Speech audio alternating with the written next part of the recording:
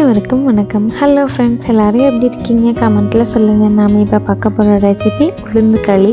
ரொம்ப ஈஸியாக செஞ்சிடலாம். வாங்க எப்படி செய்யறதுன்னு பார்க்கலாம். ஃப்ரையிங் பேன் வச்சு அதில் நான் 1 டம்ளர் கருப்பு உளுந்து ஆட் பண்ணிக்கிறேன். இதுவே நீங்கள் உடச்ச கருப்பு உளுந்து இருந்தாலும் ஆட் பண்ணிக்கலாம். உளுந்து நல்லா வறுபட்டு மணம் அடிக்கிற அளவுக்கு நம்ம வறுத்து எடுக்கணும்.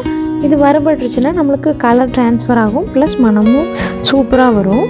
இப்போ பாருங்கள், உளுந்து வறுபட்டுருச்சு, கலர் ட்ரான்ஸ்ஃபர் ஆகிருக்கிறது உங்களுக்கு விசிபிளாக தெரியும்னு நினைக்கிறேன். இனி நம்ம இதை இன்னொரு தட்டுக்கு ட்ரான்ஸ்ஃபர் பண்ணிவிட்டு ஆற விட்டுறலாம். அடுத்து அதே ஃப்ரையிங் பேனில் 1/2 டம்ளர் அளவுக்கு நான் அரிசி எடுத்திருக்கேன். இது பச்சரிசி, நீங்கள் புழுங்கல் அரிசி கூட எடுத்துக்கலாம். எந்த அரிசியாக இருந்தாலும் நம்ம ஆட் பண்ணிக்கலாம். அரிசியையும் நம்ம நல்லா வறுத்து எடுத்துக்கலாம். அரிசி வறுபட்டு வரும்போது ஒயிட் கலராக மாறிடும். இப்போ லைட்டாக ப்ரௌனிஷாக இருக்கிறது இப்போ பாருங்கள், நல்லா வறுபட்டுருக்கு, எவ்வளோ ஒயிட்டாக மாறி இருக்குன்னு. இனியும் நாம் உளுந்து கூடவே ஆட் பண்ணி ஆற விட்டுறலாம். உளுந்தும் அரிசியும் நல்லா ஆறி வந்ததும் ஒரு மிக்ஸி ஜாருக்கு ட்ரான்ஸ்ஃபர் பண்ணிக்கிறேன். நல்லா ஆறினதுக்கு அப்புறமா ஆட் பண்ணி அரைச்சிக்கோங்க. அப்போ தான் நம்மளுக்கு பவுடர் கன்சிஸ்டன்சி சரியாக இருக்கும். இனி நான் இதை அரைச்சி எடுத்துகிட்டு வந்துடுறேன். நீங்கள் ஜாஸ்தி குவான்டிட்டியில் போடுற மாதிரி இருந்ததுன்னா கடையில் கொடுத்து கூட அரைச்சி மாவை எடுத்துகிட்டு வந்துக்கலாம். நான் அரைச்சி எடுத்துகிட்டு வந்துட்டேன். இனி நான் இதை சளிச்சிக்க போகிறேன். ஏன்னா 1-2 பீசஸ் அரையாமல் இருக்கவும் சான்ஸ் இருக்குது மிக்சியில் ஆட் பண்ணுறதுனால. நீங்கள் மிஷினில் கொடுத்து அரைச்சிங்கன்னா இந்த மாதிரியெல்லாம் எதுவுமே இருக்காது, நல்லா நைஸ் பவுடராக கிடச்சிடும். மாவை சளிச்சு எடுத்துக்கலாம். மாவை நல்லா சளிச்சதுக்கப்புறமா கோர்ஸ் பீசஸ் ஏதாவது இருந்துச்சுன்னா நம்ம திரும்ப அதையும் அரைச்சி சளிச்சு எடுத்துக்கலாம். மாவு நம்மளுக்கு எவ்வளோ தேவையோ அந்த அளவுக்கு மட்டும் எடுத்துகிட்டு நம்ம களி செய்ய ஆரம்பிச்சிடலாம். களிக்கு தேவையான வெள்ளைப்பாகு ரெடி பண்ணிக்கலாம். வெள்ளைப்பாகு செய்கிறதுக்காக நான் 2.5 டம்ளர் வெல்லம் எடுத்திருக்கேன். அதுக்கு 2 டம்ளர் தண்ணி ஆட் பண்ணி கரைச்சி எடுத்துக்க போகிறேன். வெல்லம் தண்ணியில் கரைஞ்சதுன்னா மட்டும் போதும், கொதிக்க தேவையில்லை.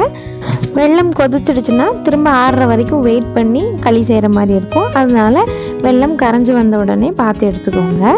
இப்போ பாருங்கள், வெல்லம் நல்லா கரைஞ்சிடுச்சு, எல்லா பீஸுமே நல்லா கரைஞ்சி வந்திருக்கு. அவ்வளோதான். இனி நம்ம வெள்ளைப்பாக களி செய்ய போகிற பாத்திரத்துக்கு மாற்றிக்கலாம். ஃபில்டர் பண்ணி மாற்றிக்கிறேன். ஏன்னா வெள்ளத்தில் ஏதாவது தூசு இருந்ததுன்னா கூட அது ஃபில்டர்லேயே நின்றும். அதுக்காக தான். வெள்ளத்தை களி செய்ய போகிற பாத்திரத்துக்கு ட்ரான்ஸ்ஃபர் பண்ணினதும் ஸ்டவ் ஆன் பண்ணிவிட்டு மாவை ஆட் பண்ணிக்கலாம். நான் ஒரு 2 கப் அளவுக்கு உளுந்து மாவை ஆட் பண்ணிக்க போகிறேன். நான் டைரெக்டாகவே மாவை ஆட் பண்ணி மிக்ஸ் பண்ணி கொடுத்துக்கிறேன். வெல்லம் லைட்டான ஹீட்டில் இருக்கிறதுனால நம்ம மிக்ஸ் பண்ணும்போது கட்டிப்படாமல் ஈஸியாகவே கரைஞ்சி வந்துடும். உங்களுக்கு சப்போஸ் இப்படி டைரெக்டாக போட்டு மிக்ஸ் பண்ணுறதுக்கு பயமாக இருக்குது, கட்டிப்பட்டுருன்னு நினைக்கிறீங்கன்னா ஸ்டவ் ஆன் பண்ணாமல் அதுக்கு முன்னாடியே மாவை ஆட் பண்ணி நல்லா மிக்ஸ் பண்ணி கொடுத்துக்கோங்க. அப்போ தான் உருகின வெள்ளங்கிறதுனால லைட்டாக ஹீட் இருக்கும், அந்த ஹீட்டுக்கு ஈஸியாக கரைஞ்சி வந்துடும். நீங்கள் ஸ்டவ்லேயே வச்சு மிக்ஸ் பண்ணும்போதும் சீக்கிரமாக மிக்ஸ் பண்ணிட்டீங்க அப்படின்னா சூடாகிறதுக்கு முன்னாடியே கட்டி எதுவுமே இருக்காது. மாவு நல்லா வெள்ளத்தோட மிக்ஸ் ஆகி கரைஞ்சி வந்துடும்.